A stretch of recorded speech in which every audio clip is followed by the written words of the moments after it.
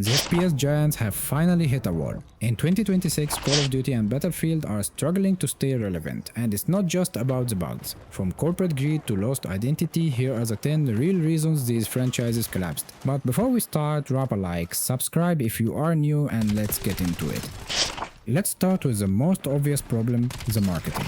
Both Call of Duty and Battlefield sold players a fantasy that barely existed in the final product. Black Ops pulled fans in by bringing back iconic names like David Mason and Raul Menendez, making it feel like the series was finally going back to its roots. But once people actually played the game, it felt more like another live service grind than a true Black Ops experience. Battlefield did the exact same thing. The trailers made it look like a massive comeback with insane destruction and huge next-gen battles, but at launch, players got empty maps, balance issues, and chaos that just wasn't fun.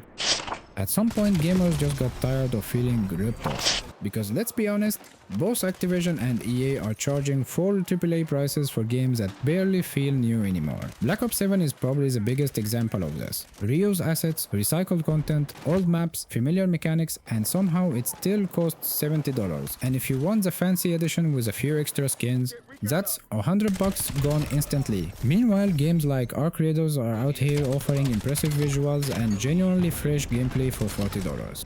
One of the weirdest controversies around these games was the AI stuff. Players started noticing that a lot of the unlockable calling cards, icons, and cosmetic rewards in Black Ops looked off. Weird proportions, inconsistent designs, awkward details. The kind of stuff that instantly screams AI generated. And honestly, that really annoyed people. It felt like someone on the dev team actually designed something cool for players to unlock. But now, some of these rewards feel like they were generated in 10 seconds just to fill up the battle pass. And the worst part is that this is happening in a $70 AAA game. Even Battlefield had this problem in a different way. Technically, the graphics looked impressive, but a lot of players said the overall style felt weirdly sterile and lifeless compared to the older games. And once gamers start feeling like a game was made by algorithms instead of passionate developers, that connection disappears really fast.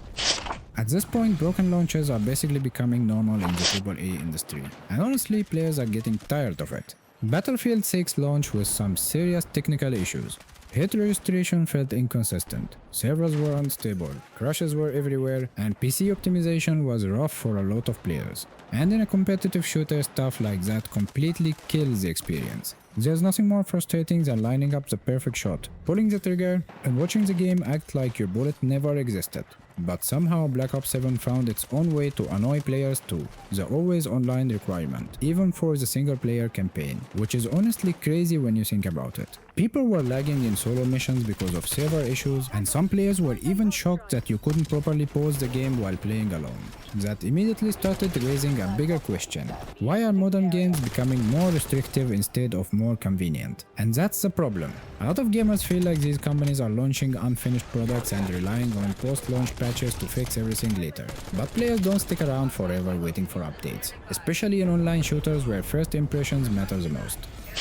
At some point, both of these games stopped feeling fun and started feeling like work. Battlefield 6 is a perfect example of this. The weapon grind is ridiculously long. You spend hours unlocking basic attachments, and after a while it feels less like progression and more like the game is just wasting your time. And players notice that stuff immediately, because gamers don't mind grinding when it actually feels rewarding, but when the system is clearly designed just to keep you playing longer, people get burnt out fast. Black Ops 7 had a similar problem with its shared progression system. A lot of players hated the fact that everything felt merged together. Multiplayer, zombies, other modes, it all started feeling kind of repetitive and less meaningful. And when everyone can max out levels doing the easiest content possible, progression stops feeling exciting. That's the real issue here. Players want progression to feel earned, not automated. Battlefield used to stand out because of its massive scale, crazy destruction, vehicle combat, and those only in Battlefield moments. But instead of focusing on that, Battlefield 6 spent way too much energy trying to chase the Battle Royale trend with Red Sec, and honestly, it just didn't feel right. A lot of longtime fans looked at that mode and immediately thought, why is Battlefield trying so hard to be Warzone? The mode felt disconnected from the rest of the game, the balance was messy, and it never really captured the feelings that made Battlefield popular to begin with.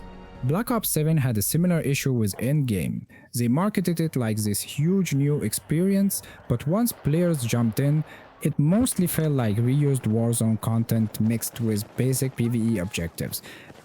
At the end of the day, shooters live or die by their maps. And honestly, both Battlefield 6 and Black Ops 7 dropped the ball here. Battlefield especially felt weird this time around. Older Battlefield games were known for huge maps, vehicle chaos, and giving players multiple ways to approach a fight. But in Battlefield 6, a lot of maps felt way more restricted. Smaller lanes, tighter choke points, less room for strategy, and it ended up making matches feel repetitive really fast. A lot of longtime fans felt like the series was slowly losing the large-scale sandbox feelings that made Battlefield unique. Black Ops 7 had a different problem: recycled content. Players were frustrated because so many maps either felt copied from older games or looked like sections pulled straight out of Warzone. And once people noticed recycled content too often, they stopped getting excited for new updates. The spawn system also made things worse on smaller maps like Nuketown, where matches could turn into complete chaos within seconds. Older Black Ops games used to feel like intense military thrillers with memorable twists, grounded tension, and characters people actually cared about. But Black Ops 7, it felt completely all over the place. Instead of telling a serious story, the campaign relied way too much on hallucination sequences, weird fear gas moments, and over-the-top set pieces that honestly felt more like a horror game than Call of Duty. And after a while, it started feeling less creative and more like an excuse to reuse zombie-style assets and throw players into chaotic dream sequences. But the thing that really confused players was the boss fights. A lot of fans were sitting there wondering, why does Call of Duty suddenly feel like a sci-fi action game? Huge health bars, scripted arena fights, bullet sponge enemies, and after a while it started feeling less creative and more like an excuse to reuse zombie-style assets and throw players into chaotic dream sequences. But the thing that really confused players was the boss fights. A lot of fans were sitting there wondering, why does Call of Duty suddenly feel like a sci-fi action game? Huge health bars, scripted arena fights, bullet sponge enemies.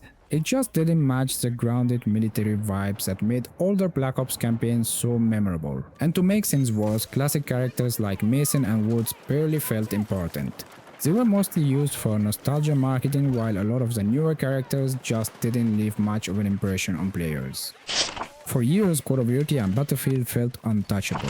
No matter how many mistakes they made, people still bought the games anyway. But then our creators showed up and suddenly players realized something important. Maybe these massive AAA publishers aren't as unbeatable as they used to be. Because while Activision and EA kept relying on recycled content, huge budgets, and brand recognition, Embark Studios came out with something that actually felt fresh, and players noticed that immediately. A lot of gamers started comparing the experience side by side and asking a pretty simple question: why does this smaller studio feel more passionate than companies worth billions? That's where things started changing. People became way less tolerant of overpriced sequels, aggressive monetization, and unfinished launches, especially once they saw other studios delivering polished experiences without all the corporate baggage. And honestly, that might be the biggest problem for Call of Duty and Battlefield moving forward. Players finally realize they have options now, and once gamers stop feeling locked into the same two franchises every year, the entire industry changes. A lot of players miss the days when Call of Duty and Battlefield actually felt passionate and creative instead of feeling like yearly products designed around battle passes, bundles, and engagement numbers. Because after a while, gamers can tell when a studio is taking risks and when it's just repeating the same formula over and over again. The recycled content, the aggressive monetization, the unfinished launches, the trend chasing, eventually it all catches up to you. And the scary part for these companies is that gamers in 2026 have way more choices now. People aren't loyal to franchises the way they used to be. If another studio delivers a better experience, players will move on immediately, and that's exactly what's happening now. Call of Duty and Battlefield aren't dying because gamers suddenly hate shooters. They're struggling because players are tired of feeling like these games stopped evolving a long time ago. And those were my reasons why Call of Duty and Battlefield have been struggling lately. But if you think there's another reason I missed, let me know down in the comments. And if you enjoyed the video, make sure to leave a like and subscribe if you're new. Thanks for watching, and I'll see you in the next one.